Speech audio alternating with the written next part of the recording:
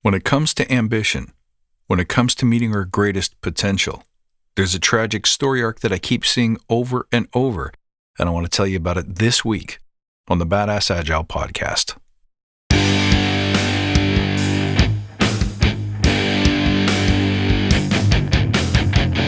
Greetings, team. Welcome to the Badass Agile podcast. I'm your host, Chris Williams.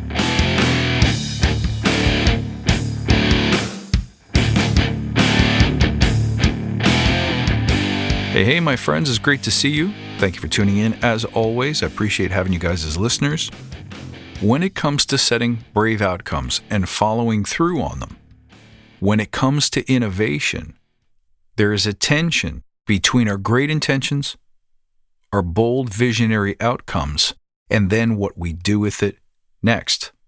It's a cycle that I see many of my teams go down repeatedly, and if you're not careful, it's the entry point into descent of quality, courage, great outcomes, and effectiveness as a team. Before we get into it, let's take a moment to remember why we're here. To create an elite tribe of leaders who truly serve their clients and communities by doing what matters and what works, relentlessly chasing value and excellence like a badass. There are so many resources out there about what you need to do to be agile, but we focus on who you need to become in order to lead teams.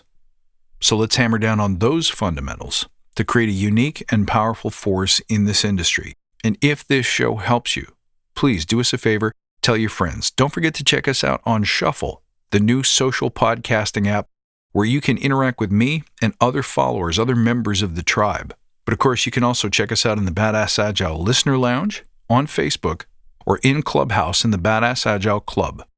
Okay, so this is the story arc that I so often see. Tell me if you see this too.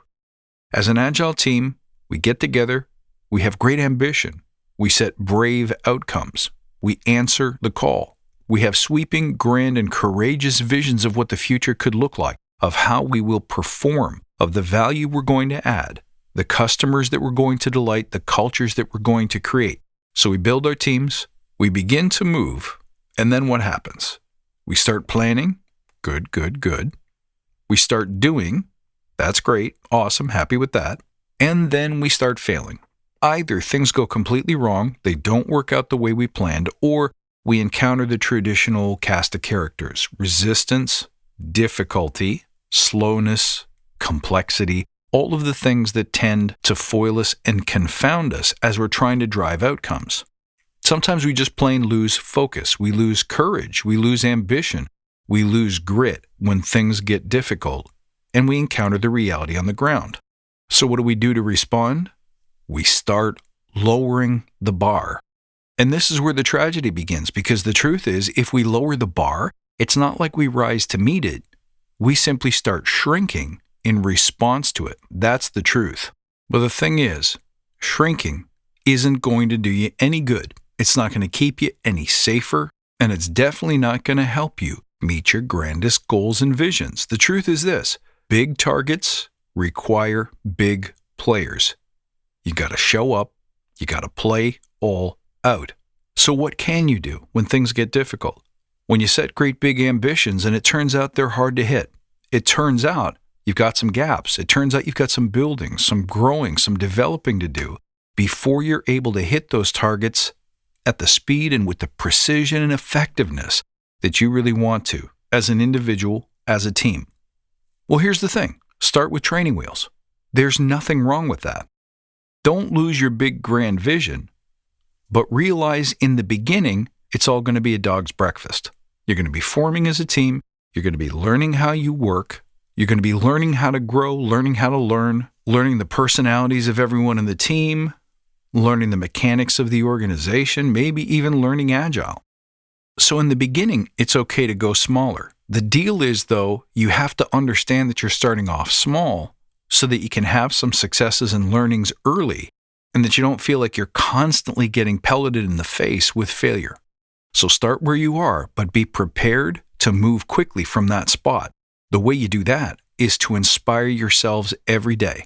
Inspire yourself with your wins. Inspire yourself with the prospect of being better tomorrow than you were today. Inspire yourself by great stories. of victory, of success, of people who have done it better than you. However you get inspired and fired up, make sure you spend time in that zone every day.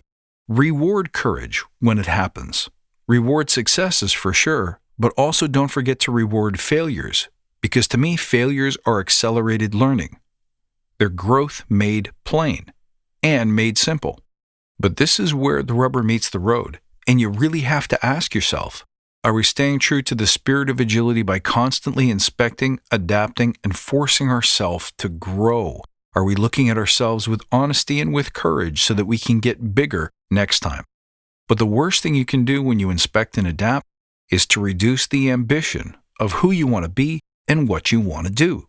You got to keep those targets bigger. It's just that I think so often we try to shield ourselves from the realization that we're not yet as big as we want to be.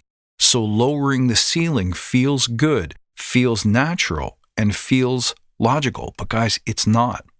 There should be nothing wrong and no shame in saying, guys, we have a way to go. We have some building to do. We can get here. I know and believe that this is who we are. I know and believe that we can achieve this level. But I think we'll all agree we're not there yet. And that's not the fault of any one person, and it's not the result of any one action.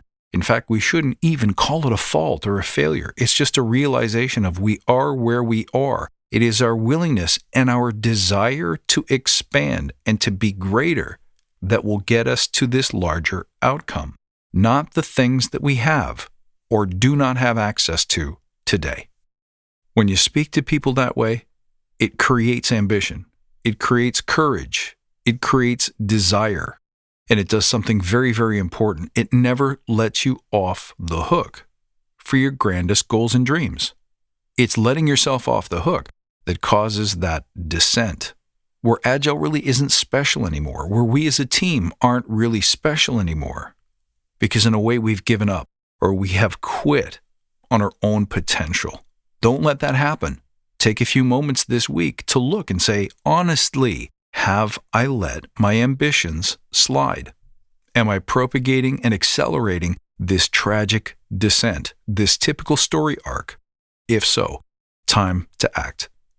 Hope this one helped you guys. I hope you enjoyed it. Let me know how this one works out for you. Don't forget to check out the show in the Shuffle app, where you can interact with me and other tribe members. You can also find us in the typical places. You can find us on Clubhouse and the Badass Agile Club. You can find us on Facebook and Instagram and Twitter.